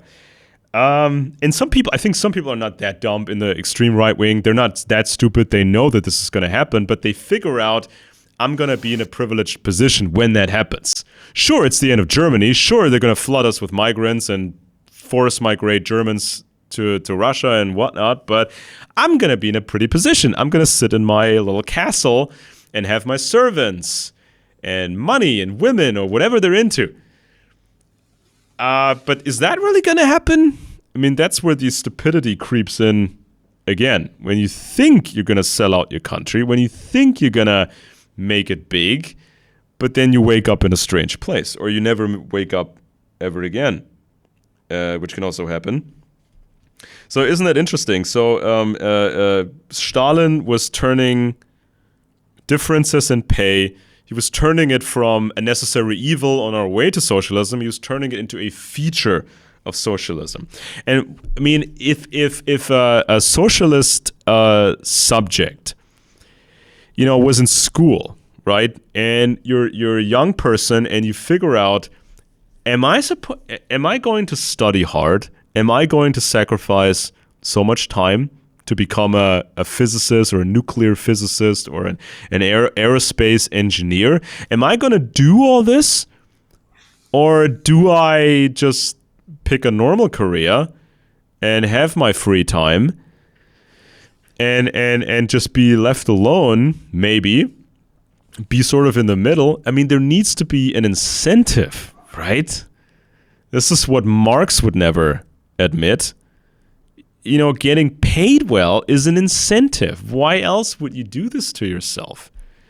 I mean, if there's nothing in it for you, is the propaganda enough? Apparently it wasn't, or Stalin believed it wasn't enough to make his slaves want to become engineers and other experts. Lenin's legacy in this field was the party maximum under which the salary of a party member, no matter what position he held, could not exceed that of a better paid worker. Having been nullified in practice by various bonuses, the party maximum was quietly shelved in 1929 and formally abolished in 1932, after Stalin emerged as the champion of differentials and nemesis of egalitarianism. Again, flipping the script, this time against the left. Flipping the script. So now you're a good socialist if you actually earn more and you have a higher status. And this is where a lot of left-wing, communist types will say Stalin wasn't really a communist. They didn't really try communism in the Soviet Union. And then I go back to what Kotkin wrote, is if they had tried it, it would have just collapsed. Because socialism doesn't work, this daydream of this ideal system, it was made by Marx, a great hater, to destroy the family, to destroy the state, and to destroy the family, the state, and the religion, right? And you can't have a society without those elements. It's going to be a chaos. It's going to disintegrate. And this is where you get a lot of social disintegration in the Soviet Union because of the many elements of Marx that remained in the system, that destroyed the culture, destroyed the morale, destroyed the independence of the Russian mind, were so destructive of Russia. I mean, when you go to Vladimir Bukovsky's writings about his time in the Gulag and what it meant, what communism means, it is destructionism.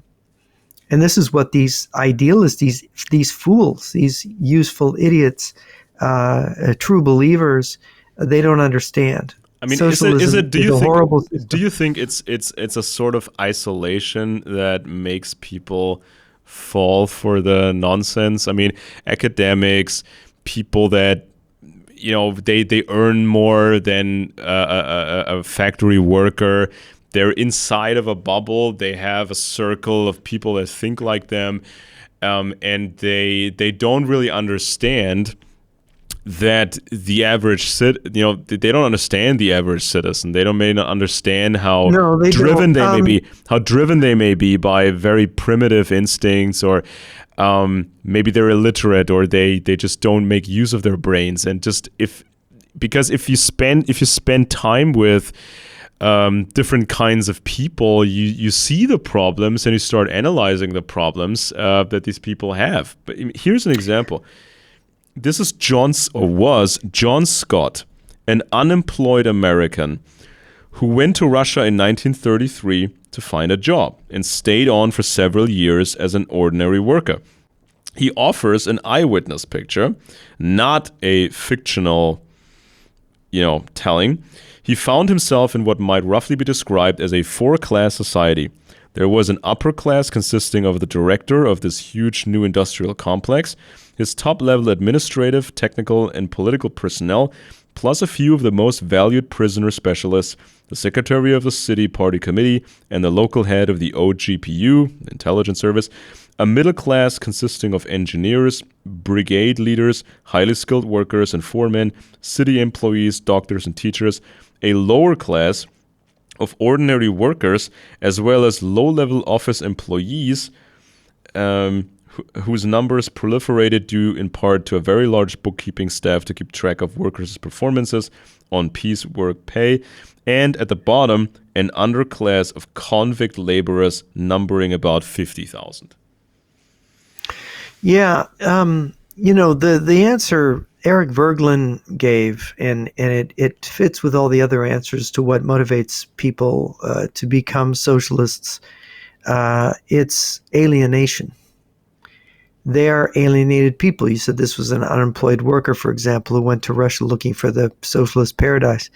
They're alienated from society. They're alienated from themselves. Alienation is originally the term, a psychiatrist was called in the mid-19th century. They were alienists. And insane people were people who were alienated from God in a metaphysical sense. So alienated people, and this is where Voegelin has his analysis about Gnosticism, the alienation is the world is bad, the world's a prison, everything's unfair, I'm a victim. And they're angry about it, and they want a solution. They want to escape. They don't look to themselves. They don't take responsibility. I think it was Socrates who said that the thing that you need to cultivate if you want to be a good person, if you want to be wise, is self-responsibility. That's the number one thing Socrates told his followers in Athens. Be responsible for yourself. And then the alienation goes away because it's all on you then. But what the alienated person does is it's always someone else's fault. The system, then they want to change the entire universe. They want the universe to come up and meet them on their terms. And the universe doesn't do that. It's not the way it works. So these alienated people who are also maladjusted people, and they're psychologically often this is the Political Ponerology book by the Polish psychologist who was part of a group of Polish psychologists analyzing the communist regime in Poland, said the whole regime is abnormal personalities who prefer to promote psychopaths, and all of them together form a concert of abnormal personalities, the alienated, over society. So what you've got a society where everything's inverted, rather than having the misfits at the bottom of society where they kind of belong, where it's up to them to sort it out or to suffer. Well, productive. They need productive misfits. They need controllable, productive misfits. Evil. Well, the misfits they're not productive. The misfits that run the society aren't productive. They're just tyrannical, and they make everybody else follow their absurd rules. And they just loot and they steal, and they're the real parasites. I mean, somebody said about the Nazi Party, right? The National Socialist Party. They're the party for the workers who don't want to work. Yeah. They're the lazy people. They're not the Nazis themselves, the active Nazis. They're not hardworking people. They're the people looking for a free ride, right? And you could say the same thing about the Bolsheviks in the former Soviet Union and in the system as a whole. How do you get that position where you can rob banks, and by controlling the banks. Yeah, and obviously, if you're competing with other people in National Socialism or in left socialism, it's pretty tough. I mean, don't expect people to play fair. I mean, it's personal connections. It's sometimes it's, people have love affairs. Even, two guys can have a love affair, and that's why the one guy gets promoted by the other and not somebody else. There's so many. There's dirty tricks all over. I mean, somebody wants to sabotage your career. He has the ear of somebody higher up, and he trash talks you or plants some evidence, and poof, you're gone, or your career's gone. Or somebody finds something you said or wrote 10 years ago, and this is then held against you. Or somebody finds out maybe you have some foreign relatives that you didn't mention when you joined the party. You weren't honest when you applied for party membership, and somebody knows your little secret. That's meaningless, but it becomes meaningful under the system because everything's illegal, and all economic activity is illegal unless you're being ripped off by the state. And the real problem, of course, comes in where you have these people running a whole economy, and so you have a series of fiascos because these people really don't generally know what they're doing. And you have this top-down management where you don't listen to people from down below who are going to tell you, if you do it this way, you're going to have a catastrophe. You're going to have, like somebody would say, look, if you do this, you're a shoe factory, right, in the Soviet Union. If you do this, you're only going to produce shoes for the right foot. You're failing to account for the fact that there's a left foot. You're making only shoes and so they actually did this where they had factories and oops, what did we do? We produced all shoes. How did this happen? Children's shoes. Sometimes they would produce too many children's shoes because they could use more material for more shoes, and then they could say to the higher ups, we made more shoes, but they're children's shoes. It's not what, it doesn't really help that much. And so when this industrialization happened and forced collectivization happened, obviously workers were not good enough yet to operate the machines. Some people they didn't want to work so hard, so they cheated a bit here and there. And so the system came up with this paranoid idea of wrecking conspiracies. So they would have show trials. They would make up fictitious organizations that were steered from abroad to sabotage Mother Russia's economy, and then just destroy certain people to scare off the rest.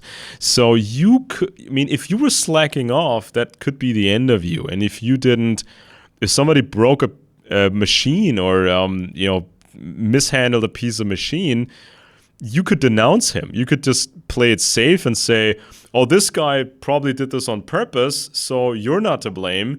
And you may even get a few bonus points for reporting a possible conspirator. So this guy, this John Scott, who was an American, went to Russia in 1933 to get a job, he said the following: the social distance between the classes was reflected in spatial separation as well as differentiated living and working conditions. The convict laborers were isolated from the rest of the city, ate in their own dining halls, went to work under police guard, and did the heaviest work, such as digging foundations, for next to no pay, although they had the incentive of higher rations and earlier release to make them work hard. The workers ate a rationed meal once a day in one of a larger number of dining halls, where the bread ration was 200 grams. Engineering personnel took their meals in separate, uncrowded dining rooms, where the bread serving was 300 grams. Food for home consumption, chiefly black bread issued on ration cards, was sold to workers in workers' stores and to foremen in foremen's stores. Ordinary workers lived in wooden barracks. I mean, this is the reality even today when you come under Russian occupation, when they control your daily ration, your daily bread, literally.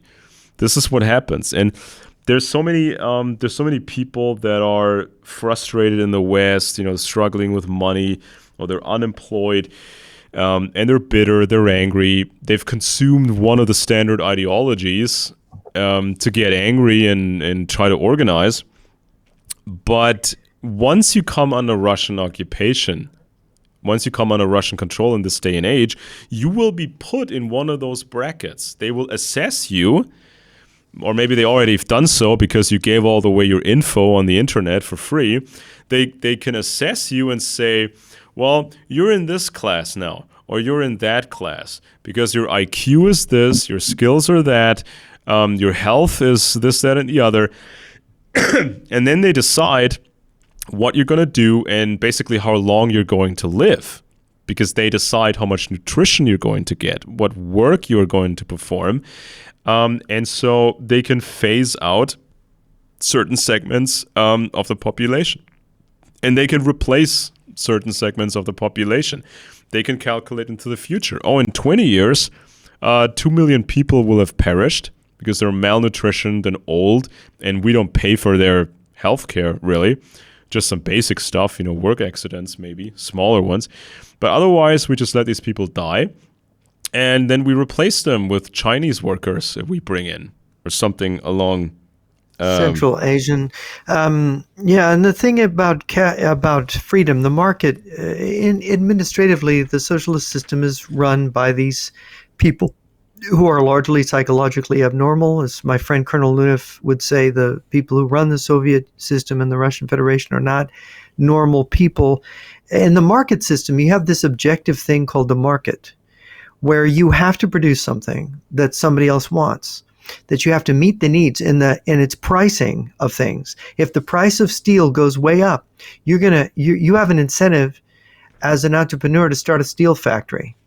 And that will bring the price of steel down, by the way. So as long as you have free prices, as long as you can see what is needed, because that's how you tell what is needed when the price goes up. Oh, gee, we need more chickens, or we need more steel, or we need more houses to be built. When that happens, that's what keeps the prosperity up, and that's what keeps everybody working, and not working at something like building weapons or building the wrong kind of shoe.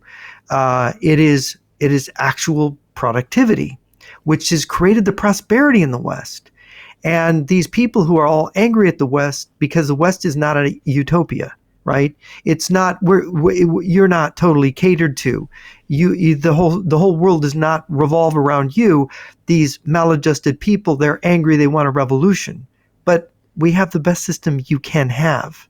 It's not ideal. It's not a utopia, but it's the best you can have. And if you try to revolt against it, you are going to create you're going to substitute it for one of these revolutionary systems, which is what you just described, just a slave system. Yeah, and obviously, I mean, the calculation could be broken down into the tiniest aspects. Okay, we got this one person, this one worker.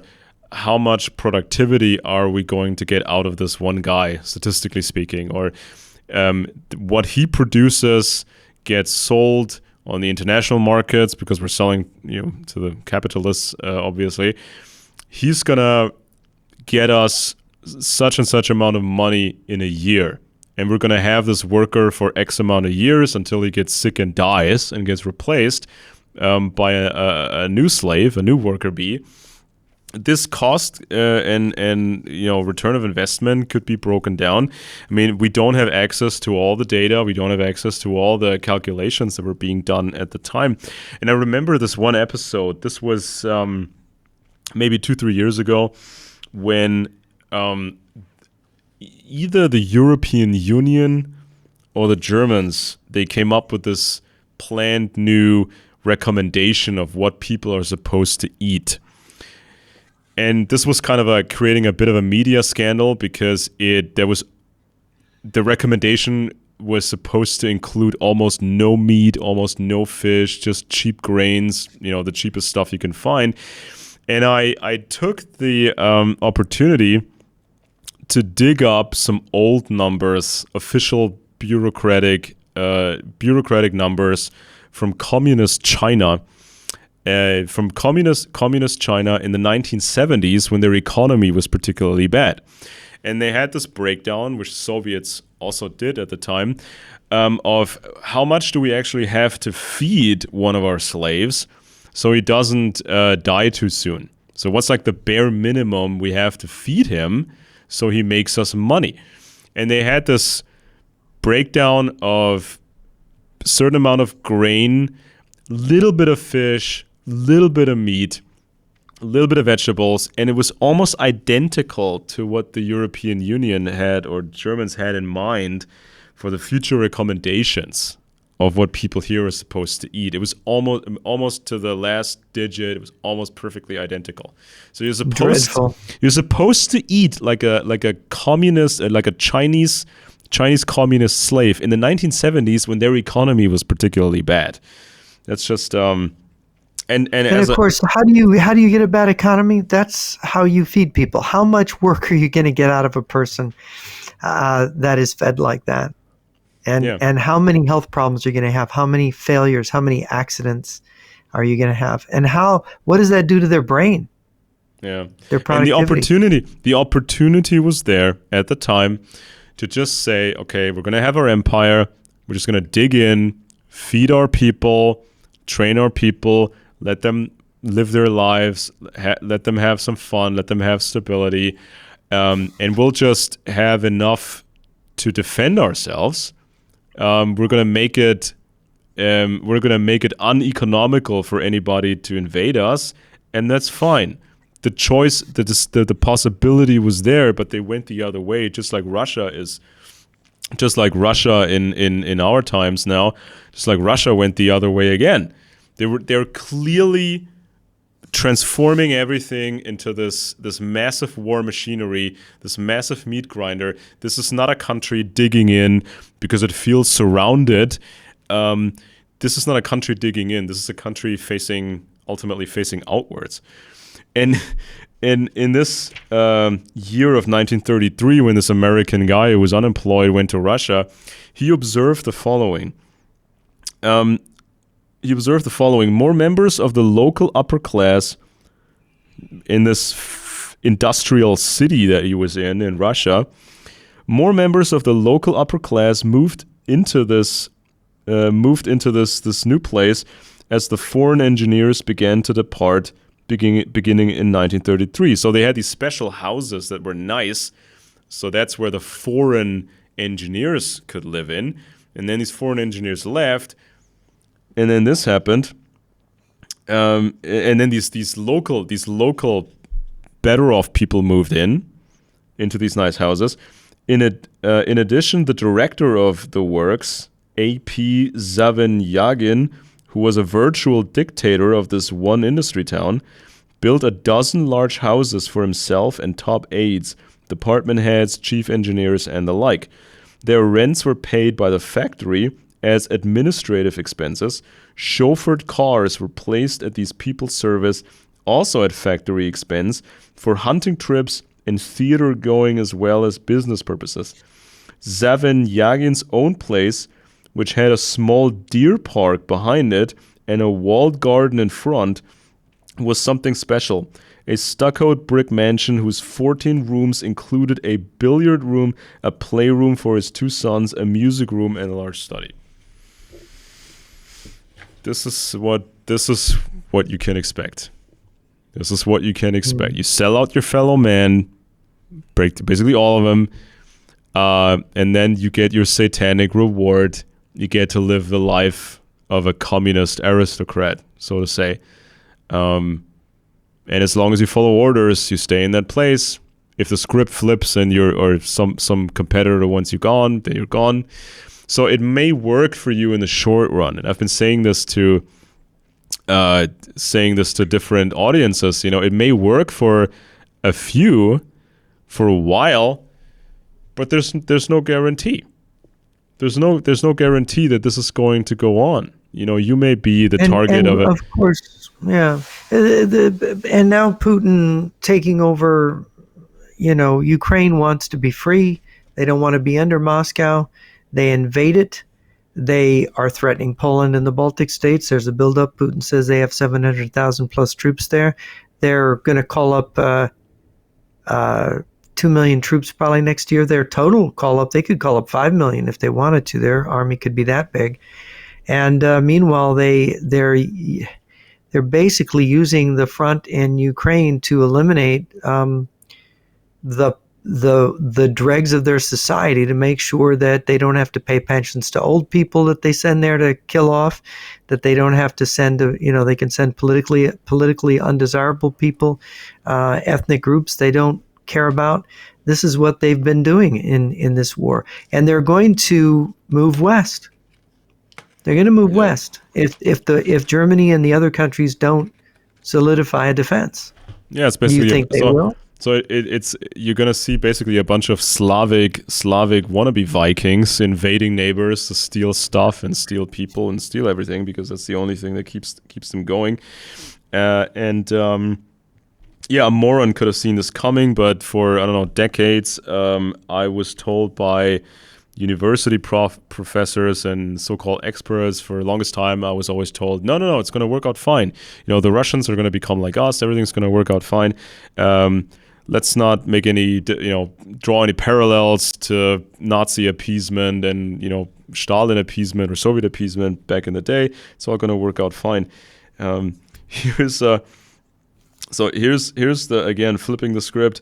So Peter the Great became the would-be Stalin of yesteryear, and his revolution from above, the partial Piatiletka of early 18th century Russia. On a short visit to Paris in 1937, Tolstoy, while in his cups, confided his story to an old expatriate friend, the painter Annenkov.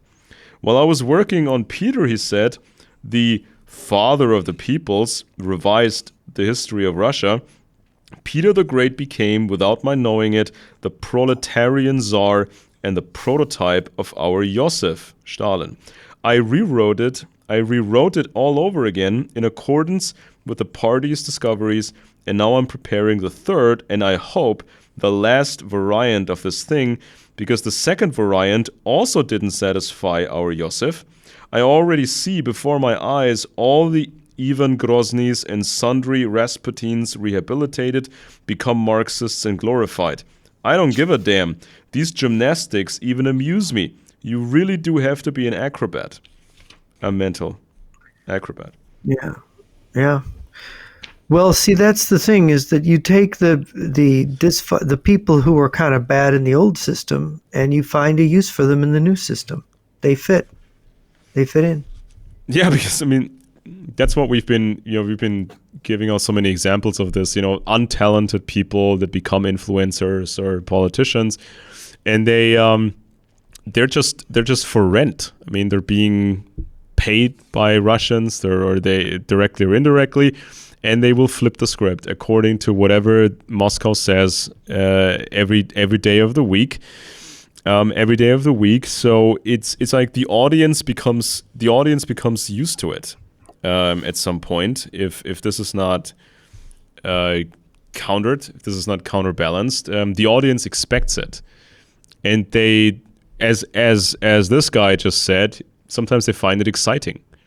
They know they're lying. They know they have to rewrite things and ignore what they said in the past, but they find this amusing in a sick way.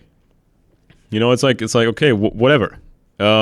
If next thing the Russians want me to say that space aliens are gonna save us from the windmills of Zion, I'm gonna say that. It doesn't matter. And by the way, they did. There's Reza Georgiani has written a book, Closer Encounters, and he is sort of parroting the Dugin. I've talked to some of Dugin's students. They were one of the first things they're taught is about this UFO stuff. And, of course, the idea of an alien contact, and you see how they're hyping this comet that's gone behind the sun. They're doing everything they can to get people to believe and to leverage this belief in sort of beings from another planet contacting us, and all kinds of narratives spun that are anti-American narratives. By the way, America's hiding the truth. America has the truth about America's reverse engineering. America has a secret agreement with the aliens, with the bad aliens, by the way. You'll see all these narratives in there. And it's quite ingenious, but of course, it has a built-in thing that if people believe in aliens and, Von Daniken gods from outer space instead of a god, the creator god, you are breaking down religious belief. You're replacing it with a science fiction religion. And they are it seemed to me they're working on a new form of religion based around expectation of alien contact. And it's very much part of what one Soviet general or one Russian general called UFOs as a psychotronic weapon. Yeah. And then Nick Redford's book, Flying Saucers from the Kremlin, we've talked about before.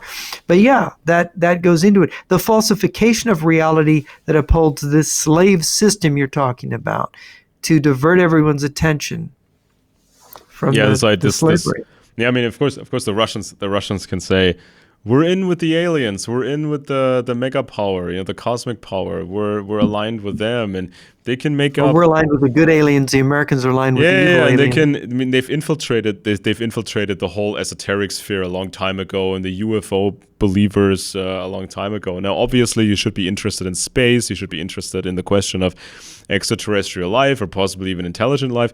But don't make this into a cult, and don't fall for some stinking empire using this to its advantage. I mean, I posted this piece recently on candorintel.com. It's called "Socialists Played the Anti-Semitic Conspiracy Game First." Okay, so that's definitely true. Just to give a few quick examples. So, for example, we had Alphonse Toussaint's work, "The Jews, Kings of the Age." This was the socialist French journalist Alphonse Toussaint. He published the books, "The Jews, Kings of the Age, A History of Financial Feudalism" in 1846. 1846. Now, this was right around the time when the left started to abandon this overt anti-Semitism, and then shortly afterwards, the extreme right wing picked it up, basically copied the whole thing. And the big hook of this book is James de Rothschild, who was able to acquire the railway line from Paris to Belgium. Toussaint warned urgently that Jews would strive for world domination. The book seems a bit reserved compared to other works from France, and there's a blanket complaint that in the new capitalism in France, there's an individual price tag on things. Oh my God. Quote, "Before the law granted the Jews the railways, every traveler could travel freely on the highway, on the king's sidewalk. Now that all means of transport, meaning railways, canals, rivers, belong to the Jews, no one can cross them without paying tribute to them." If there had been no Jews in France at all, no Jews whatsoever, the same resentment would probably have arisen among the population. Many still worked as farmers or in small businesses and were unable to build up wealth, while some wealthy circles divided up the various markets. Since only a few tens of thousands of Jews lived in France at the time, the average citizen did not know any of them and never met one. But everyone traveled from time to time or was dependent on the transport of goods and had to pay accordingly. Quote, "Who holds the monopoly of banking and transport, the two branches of trade? The Jew. Who has the monopoly on gold and mercury? A Jew. Who will soon hold the monopoly on coal, salt, and tobacco? The same Jew. Who has the advertising monopoly? The Saint-Simonians, lackeys of the Jews. Who has the monopoly on newspaper printing? A Jew accused by the public prosecutor of stamp fraud. If air could be monopolized and sold, tomorrow there would be a Jew monopolizing it."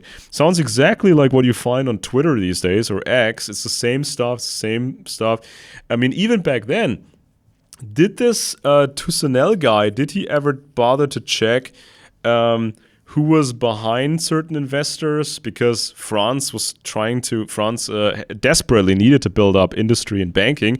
So in their desperation, the French actually allowed foreign investors to come in, and with each and every single one of them, you didn't quite know whom they were working for. I mean, this guy obviously thought, well, it must be working for a grand Jewish conspiracy, but realistically, in terms of espionage and foreign competitors, foreign empires, was this Jewish person working for the British Empire? Was that person working for some German interests or Prussian interests? Was that German working for somebody else? You didn't know right away. So this is kind of the work that has to be done. But this guy was not doing the work, and certainly influencers today are not doing the work either. They just see, oh, that's a Jewish guy. Well, how Jewish is that guy? This particular oligarch that was mentioned looks fairly Russian, looks fairly Slavic. Is he run by the Russians? Yeah, he moved to Israel, but is he run by the Russians? Or just on and on and on. And the Rothschilds, yeah, sure, the Rothschilds were allowed, or the French arm of the Rothschilds were allowed into France, but the family originally was recruited by the mighty House of Hessen, which was deeply connected to the British Empire. Did anybody bother to check and assign possibilities who was running these guys?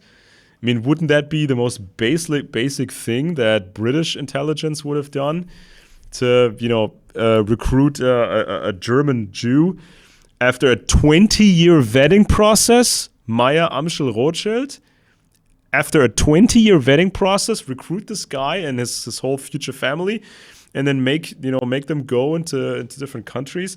Nobody bothered to do this work. It's just, oh my God, here's a Jew. Oh, there's a Jew. I mean, Toussaint could just as well have written capitalist instead of Jew to vent his anger. Then he would not have sounded much different from Karl Marx of the same era. In the communist idea of a functioning society, transport, heavy industry, wholesale trade, and banking monetary systems are in state hands, meaning under the administration of councils, communist councils, or a single party, and not in the hands of a king or a capitalist entrepreneur. So this was a big hit at the time. This book, in 1849, he published an appeal to the Paris workers to free themselves from Jewish despotism. So this is just leftists trying to instigate a rebellion under anti-Semitic cover. They hate all capitalists. They hate all freedom. They hate everyone who's not in line. But they said Jew at the time because it was easier to get that past censorship or get that past, government regulations. So in this text from 1849, this text accuses the Jews of worshiping a dark god. Sounds like every Twitter account nowadays. For the government, his activism was not particularly threatening, but perhaps served as a pressure relief valve for the frustrated working class. The Compagnie des Chemins de Fer du Nord belonged to the French and British arms of the Rothschild banking family and was subsequently expanded further and further. But in 1938, the NORD and other private railways were nationalized. Certainly, some observers found it suspicious that a single foreign bank had such dominance and that a British branch was also involved, but the railway was hardly evidence of a Jewish world conspiracy. Everyone knew that the political situation in France was shaky and that theoretically a new government could nationalize private sector projects at any time, Jewish or not. And so it goes on and on and on like this. There's too many examples to mention. Pierre-Joseph Proudhon, still very popular with leftists. He was like one of the worst anti-Semitic conspiracy buffs. To him, Jews were always parasites, an enemy of the human race. Quote, this race must be banished to Asia or destroyed by iron or by fire or by expulsion. The Jew must disappear. So all the crap that the extreme right wing is now saying is actually extreme left-wing stuff. It's just copied. Yeah, it originated with them, yeah. Well, I think we're about the end of our time, so I want to thank everybody for being with us. This has been Friends and Enemies. I'm in the United States. I'm Jeff Nyquist, and Alex Benesch is in Germany. And I hope you've enjoyed this study of Stalin and socialism and anti-Semitism.